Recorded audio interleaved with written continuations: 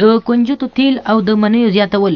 سلام ګران لیدونکو، هیله ده چې روغ جوړ او د صحت جامې وبرتن وي. زه یو ځل بیا ستاسو په خدمت کې د یو نوي ویډیو سره حاضر یم.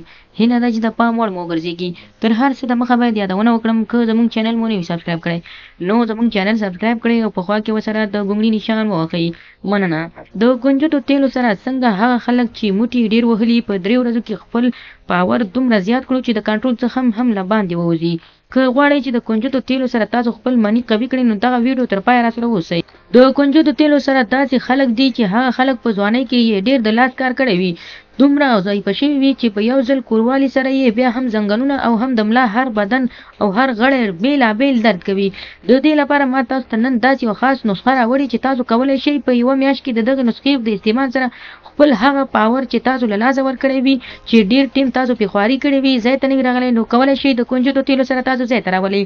د کنجدو تیل به تاسو د مداریانو یا هم د هغو سکانو چې هندوان دي یا د هندوانو سره یا هم د مساله پلورونکو دوکانو والا سره او یا هم له هغو هندوانو سره چې کارونو کې کینی ډېر داسې شیان خرڅوي چې هغه هم یوناني وي، یعنې د یوناني دواخانې ته یا هم یوناني ډاکټرانو ته به ورشئ او له هغو څخه به د کنجدو تیل وغواړئ.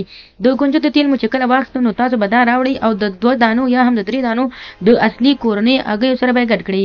یعنې لومړی به تاسو د هګیو اصلي زیړ وباسئ او دا به یو ګیلاس کې واچوئ. چې کله مو دا یو ګیلاس کې واچول نو تاسو به دا 3 وړه دا به داسې مکس کړئ چې اوبه ترې جوړې شي، یعنې د هګیو زیړ به د سپینو څخه جدا کړئ او بیا به یو ګیلاس کې واچوئ. کله مو چې ګیلاس کې واچوئ نو دې سره به تاسو د کنجدو غوړ یعنې د کنجدو تیل به یو کاشوغه واخلئ او دا به واچوئ. دا به پاخه کړئ، یعنې دومره جوش به ورکړئ. دې سره به باید تاسو ته ووایم چې پخولو طریقه یې داسې ده چې لومړی به تاسو دغه هګۍ نرۍ کړئ او دې سره به شوده هم واچوئ.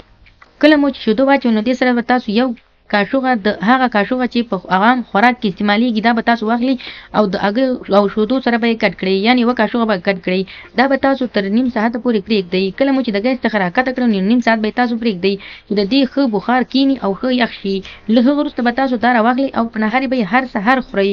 تر 2 میاشتې پورې هغه خلک د استعمال کړي چې هم په جنسي قوت کې مشکل لري، هم د معدې تکلیف لري او هم د وینې غوړ لري او هم د ملا بدن د ټول بدن درد چې هر ځای درد کوي کولی شي د دغه سره ځای ته راولي او هم په خپله ځان قوي کړي او هم جنسي قوت او هم دردونه له منځه یوسي. نو خدای دې وکړي ملګرو چې زموږ د دغه ویډیو څخه غلط مطلب وانخلئ. زموږ ویډیو لایک کړئ، شیر کړئ او زموږ چینل هم درسره سبسکرایب کړئ. مننه.